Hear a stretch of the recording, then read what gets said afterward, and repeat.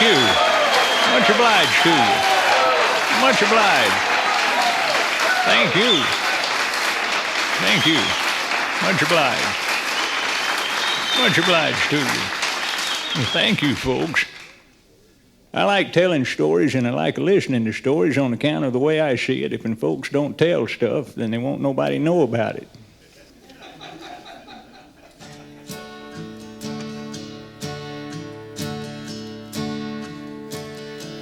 I was sitting out on the porch the other day, and it was raining and too wet to plow. And I was sitting on the porch swing, and I just kind of closed my eyes and drifted off, I reckon. And coming back across the years, voices pleasing to my ears, singing hymns that we all used to know. Gospel music fill the air, sweet memories take me there. Seems so long since we sang in Shady Grove. I can still see my Uncle Blaine standing up without his cane, his hymn book high and his voice soft and low. Every Sunday, just the same, praising Jesus, bless his name. Seems so long since we sang in Shady Grove. Seems so long since we sang at Shady Grove. I just hear my mama shout, thrill my soul. Gospel music fill the air, sweet memories take me there. Seems so long since we sang in Shady Grove.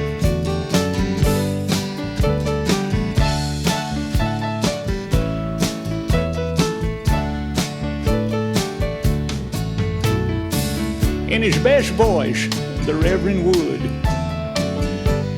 talked of evil and of good, calling all who sin to shed their heavy load. And then we sang another round until at last someone went down, and we all joined hands and sang in Shady Grove. Well, there's the boy that I grew from, and here's the old man that I've become, with a heap more miles behind than left to go. I reckon I'm the same old story, another soul bound home to glory, and once again we'll all sing in Shady Grove. So long since we sang at Shady Grove. I just hear my mama shout, thrill my soul. Gospel music fill the air, and sweet memories take me there. Seems so long since we sang at Shady Grove. Seems so long since we sang at Shady Grove.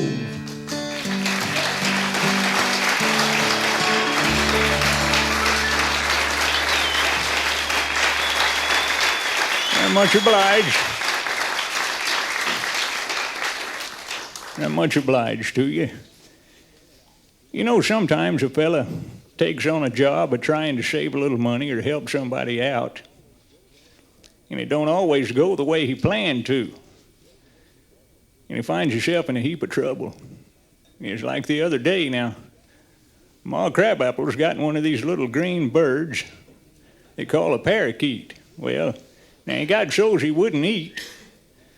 I called the vet up, and he said it sounded like from what we was telling him that his beak had grown out just a little bit too long, and they was going to have to file off the end of it so he could eat. Well, now they was wanting $50 to file off the end of that bird's beak. Yes, sir. I told him I'd just take care of it myself. He said, well, you best not do that. And I said, how come? And he said, well, on account of if you file off just a little bit too much, and when he goes to drink water, he'll drown. I said, well, the bird ain't worth $50. So I stopped off at the hardware store on the way home and told the fella I wanted the smallest file he had, and he said, what you going to do? And I said, well, I got a parakeet that can't eat on account of his beak's too long. I'm going to have to file the end of it off. Well, now this fella told me the same thing. He said, you best take him to the vet, Milton, on account of if you file off just a little bit too much, when he goes to drink water, he'll drown. Well, I got the file and come home, and I filed off the end of his beak.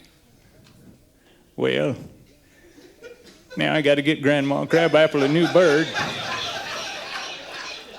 You see, I don't know what went wrong. He was dead when I took him out of the vise.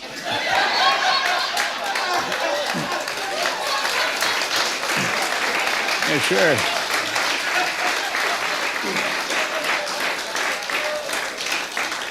Yes, sir, something bad went wrong. I was sitting down at the Crabapple One Stop the other day. Was eating me a pack of nabs and drinking me a Red Rock ginger ale, and me and this fella was talking. We was talking about signs, like if something good or something bad happens to a fella, and him taking it as a sign. And I was telling him about a sign that come to me a long time ago. I was just a little bitty fella. I was down in the field playing with an old hog bladder ball, and Grandpa Crabapple come and got me and said, it's time for you to learn how to plow. Well, he took me out in the field and hitched me up to old midnight. And I started plowing. Now, it was one of them hot July days. And I was just a little fella, and that mule went to dragging me and that plow around, and I figured I was going to die right there in that field. Yes, sir. And just as I was about to fall out, I happened to look across the field, and I seen this fella jumping up and down and waving his arms. He was said, Milton, drop the plow and get out of the field. Drop the plow, Milton, and get out of the field. Well, I got to looking at that fella, and you know who it was a-hollering? It was me. Yes, sir. It was me. And I took it as a sign, and I dropped that plow. And I went back out of that field, and I got down on my knees in the edge of that field, and I made myself a vow right on the spot. Never again was I going to plow with a mule. Never again. No, sir. The trouble is, Grandpa Crabapple, he weren't much for signs. No, sir. He took a stick and run me back in the field, and I've been a plowing ever since. Yes, sir.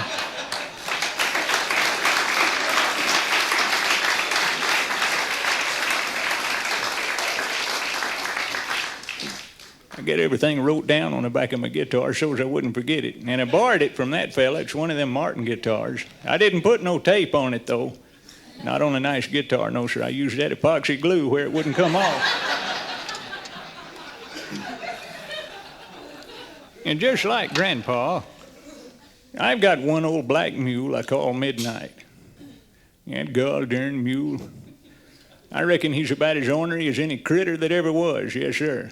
Why, being around that mule sometimes is just like being around a plague of locusts. Worse, if you ask me. And can he work? Why, take 50 pounds of sweet feed just to get him ready for the glue factory. Yes, sir, work. Gol-darn mule.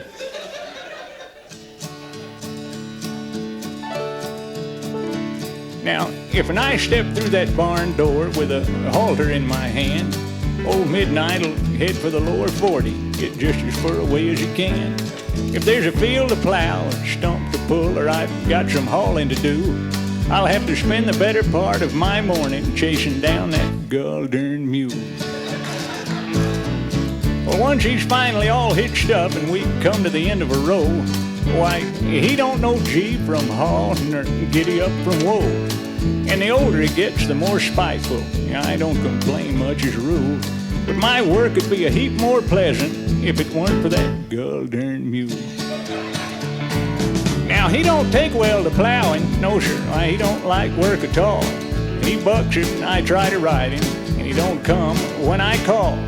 Seems all I do is feed him. Yeah, I reckon I'm a dead-burning fool for not buying myself a new tractor and selling that gol-darn mule.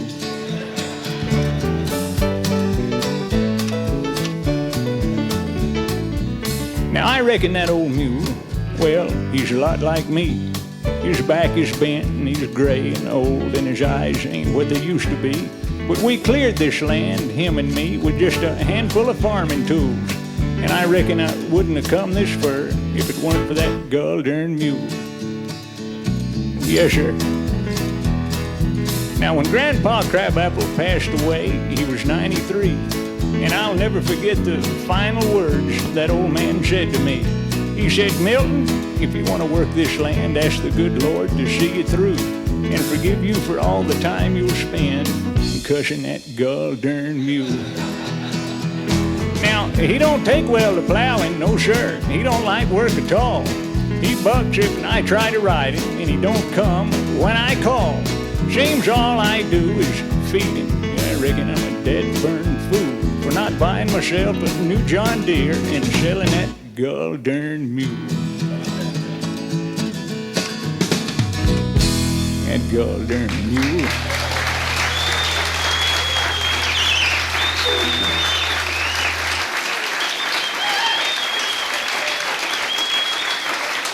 Much obliged. I appreciate that. And this Supreme Court decision that says that a fella can make a spectacle of burning the American flag, well, sir, it just sticks me right in the craw. Now, I ain't saying it's wrong or right, but I'm saying it sticks me in the craw, yes, sir. And if the Duke was still alive today, and he was to come walking down the road and come up on some fella making a spectacle of burning the American flag, well, I don't reckon I have to tell you what had happened. It'd be a long time before that fella thought of touching another match to the flag. Yes, sir. It's just another example of them gol-darn liberals. That's what it is. Yes, sir. And it's a spilling over into other areas of government. Now, I was thinking the other day about the judicial system. Now, it's a shame when a fella goes on trial and he's got to put his fate in the hands of 12 people sitting up there, and ain't one of them got enough sense to know how to get out of jury duty. Yes, sir.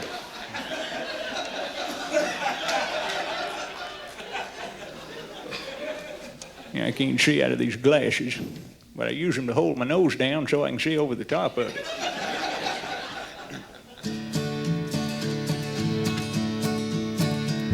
Now, I pay a city fella to do my taxes on account of it's one more deduction I can take. The postman brought my W-2 this morning. Why, this year they're claiming a third of all I make. Now, I'm just as patriotic as the next man. Yes, sir. And you know I love that old red, white, and blue. So I'll help to pay this rising cost of freedom, but I'll be gol-darned if I'll change my point of view. If 10% is good enough for Jesus, well, it ought to be enough for Uncle Sam. Now, I don't think it's one bit funny, them taking so much of my money and doing things with it that I don't understand. But one thing that is all mine is my opinion. Yes, sir. And I want you to know right where I stand. If 10% is good enough for Jesus, well, sure, it ought to be enough for Uncle Sam.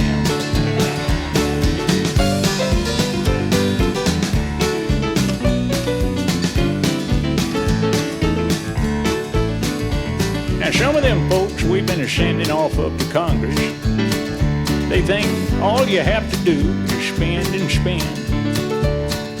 But you can't run a family, much less a country, with more money going out than a coming in.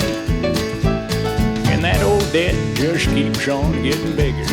Yes, sir. And we're all going to have to pay, so don't you laugh. Because one of these days, you just might look down at your paycheck and realize they done started taking half. If 10% is good enough for Jesus, well, it ought to be enough for Uncle Sam. Now, I don't think it's one bit funny, them taking so much of my money and doing things with it that I just don't understand. But one thing that is all mine is my opinion. Yes, sir. And I want you to know right where I stand. If 10% is good enough for Jesus, well, sir, it ought to be enough for Uncle Sam. I said if 10% is good enough for Jesus, well, sir, it ought to be enough for Uncle Sam.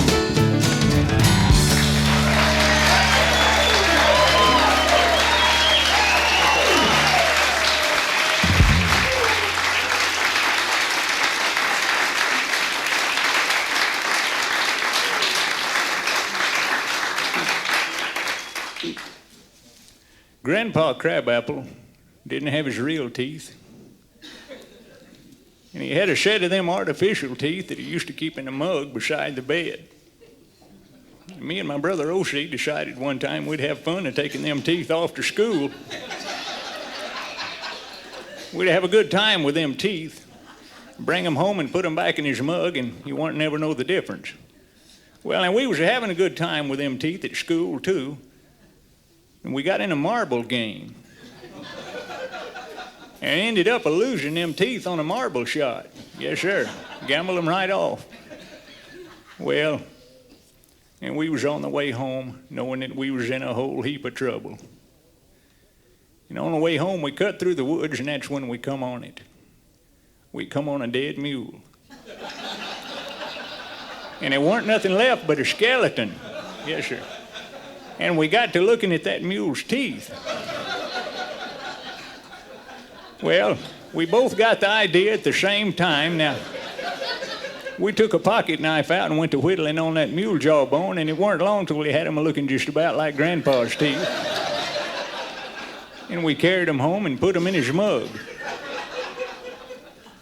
Well, supper time come, and we was sitting around the table, and Grandma called him, and he said, "Well, I'm getting my teeth."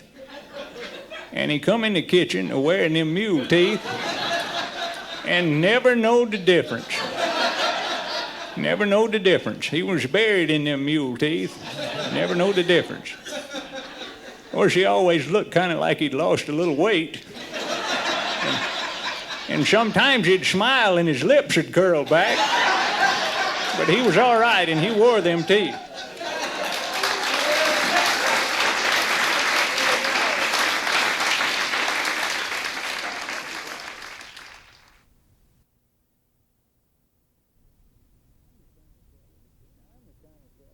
Now, I'm the kind of fella that don't much believe in sticking his nose where it don't belong. Now, there's three things that I don't like nobody messing with.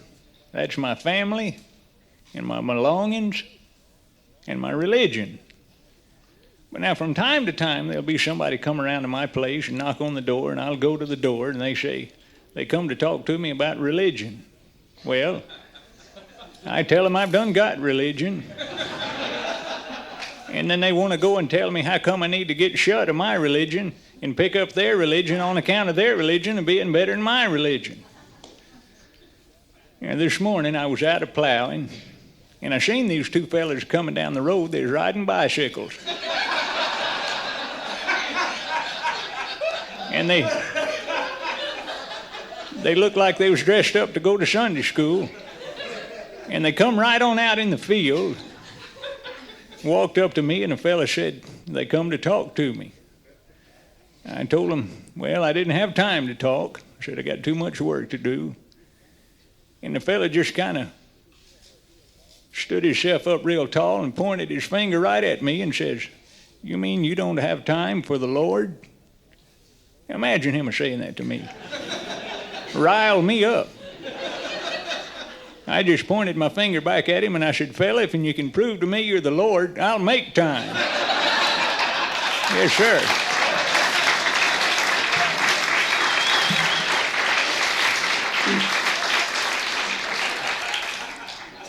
Much obliged.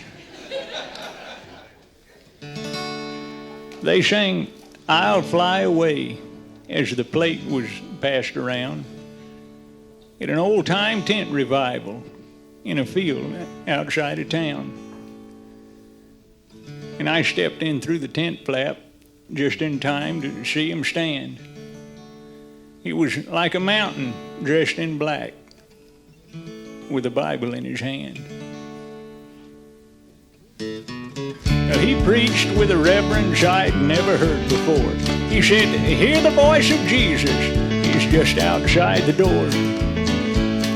And after the sermon ended, while an old pump organ played, his arms reached out to heaven, and then I heard him say, he said, "It's never too early, never too late, to take a little walk with Jesus right on up to heaven's gate.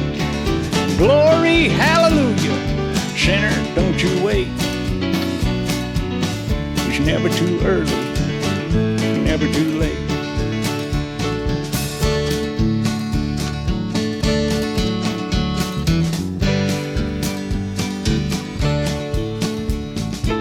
Suddenly the Spirit reached out and took my hand, led me to the altar, and I said, "Lord, here I stand." And as I knelt down on that dirt floor, they all began to sing. And above the song, I could hear that old preacher's voice ring. He said, "It's never too early, never too late, to take a little walk with Jesus right on up to heaven's gate. Glory, hallelujah, sinner, don't you wait. It's never too early, never too late. Never too early, never too late."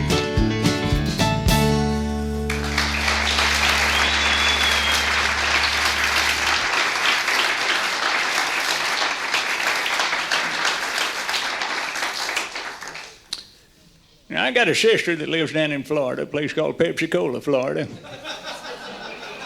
down in the Panhandle, and she sent me up a plane ticket wanting me to come and visit. Well, I just put it in an envelope and sent it back to her. I told her she weren't getting me up in one of them jumbo jets. And she said, "How come?" I said, "Well, them things fly at 20, 30, 40,000 feet. I said, "You ain't getting me up in one of them." I said, "I'm a religious man.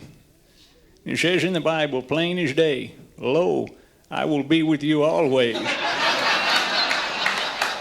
Yes, sir. You ain't getting me up in one of them. No, sir.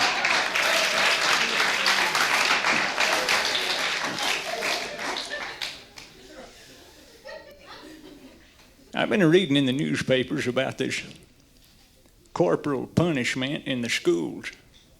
Now, unless I'm reading it wrong, corporal punishment ain't nothing more than a good old-fashioned whooping.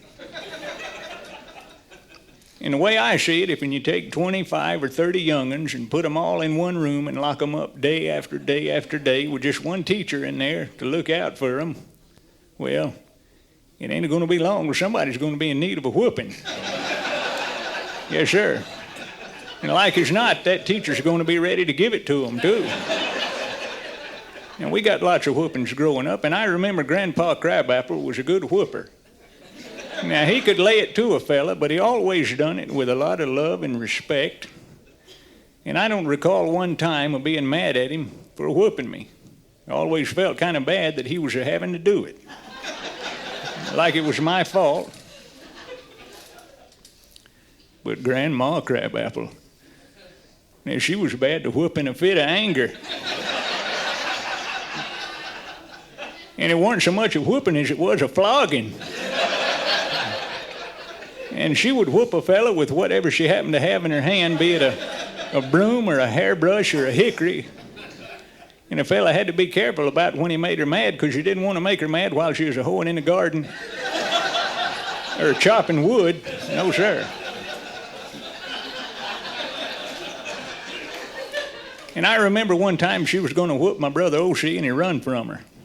And he run up under the house and crawled way back up under the back where it got down real low. Stayed under it all day worrying over that whooping. Every now and then, Grandma'd go to the back of the house and stomp on the floor and say, "Come on out, O.C., and get your whooping." Well, now when Grandpa come home from the field, she sent him under there to get O.C. And Grandpa went a-crawling under that house. O.C. done got back so far the cat couldn't get to him. And he crawled all the way back in the back, and O.C. was back there, and he said, "What's the matter, Grandpa? Is she after you too?"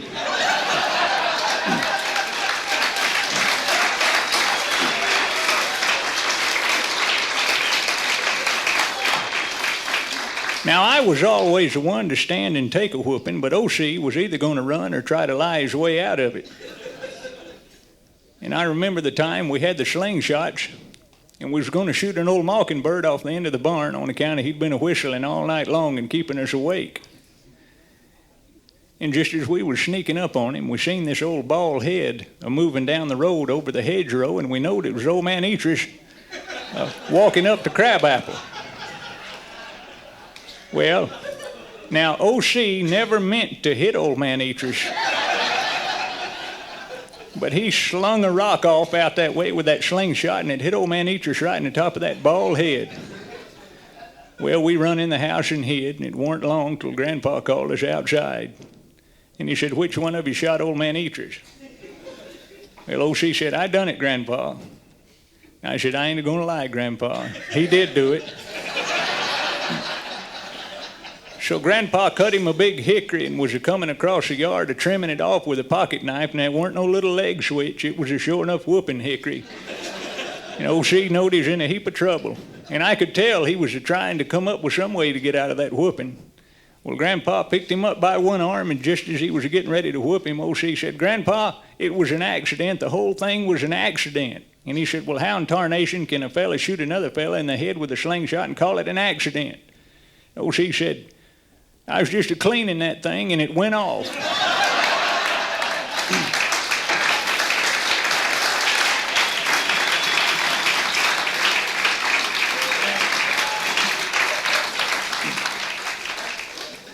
You know, I've seen lots of changes in my time, and I was a-thinking the other day, Coca-Cola has changed a lot since I was a young fella.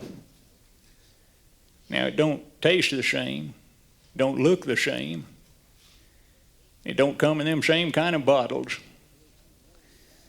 It might interest you to know that when I was a young fella, they didn't even call it Coca-Cola.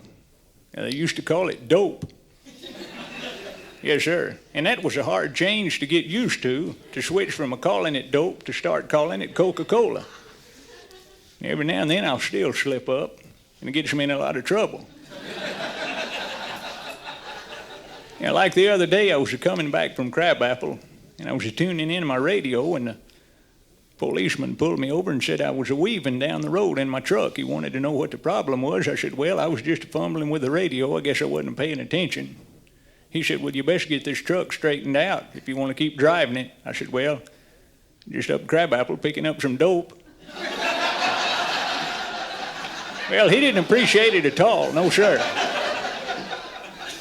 And there was that church picnic we had a while back.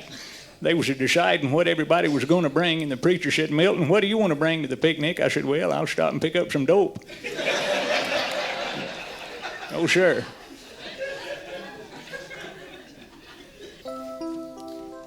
The other day I was resting alongside the road, and I saw an old farmer in a field he just hoed. His face was brown and wrinkled from the sun and wind, and he was talking to the Lord, just like he was talking to a friend. "Well, sir," he said, in his voice calm and quiet, "the corn tassels need tying. We've got no string to tie it. We've had no rain in so long now, the fields is dusty. Why, it's been so unbearable hot, Lord, and the kids is mighty fussy. And that grass in the pasture there, why, it ought to be knee-high. If we just had one little shower, Lord, might keep the cow from going dry. No, but listening to me talking, why, you'd think I weren't grateful. If you didn't know me better, Lord, well, you'd think I was downright hateful. You'd think I'd forgot the new calf you sent, the money in the mail that took care of the rent, and Ma's cold is better, and Johnny's home from the Navy, and that good dinner last Sunday, chicken and dumplings and gravy, and the new preacher you sent us, Lord, why, he's a fine young man, yes, sir. Why, he's been a-saving them sinners to beat the band. Well, I best be moving along, Lord. I won't take no more of your time. I know there's lots of folks hereabouts waiting to ring your line. Evening to you, Lord. Watch over us tonight. And don't you worry about us, Lord, because, well, everything's going to be all right.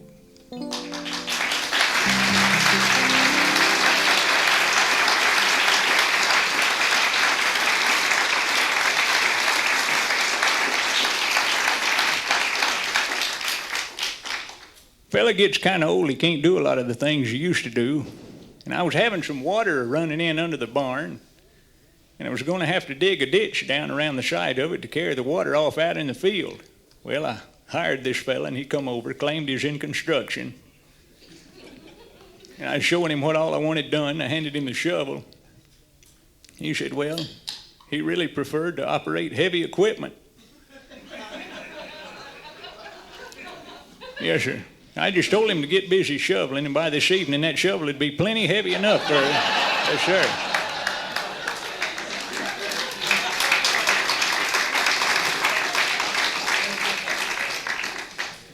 They took me to one of them Braves games a while back. Now that was something. We was all sitting up there and having a good time till everybody got mad at me. Yes, sir. What happened was we was sitting there, and this Dale Murphy fella come up to bat. Now, he hit one way over the fence, and it went foul. And it come up there where we was sitting. Well, they must have been 1,000 people trying to get a hold of that ball, and I just stuck one hand up, and it made a bounce and come right up in my hand, and I caught it. Yes, sir. They all went to clapping. And I just stood up and threw it back out to the pitcher. Yeah, they didn't speak to me after that. Like when I was growing up, we didn't have but one ball, and if a fellow was to keep it and run off with it, why, he'd be branded a thief.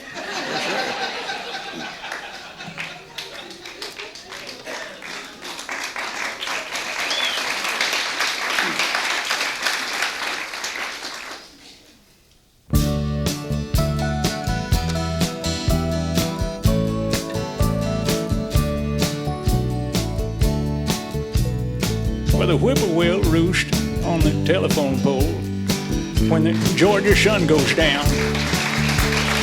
It's been a long time, but I'm glad to say that I'm going back down to my hometown. I'm going down to the Greyhound station. I'm going to buy me a one-way fare. And good Lord's willing, and the creek don't rise, by tomorrow I'll be right there. Don't it make you want to go home? Yes, sir. Don't it make you want to go home? All God's children get weary when they roam. Don't it make you want to go home?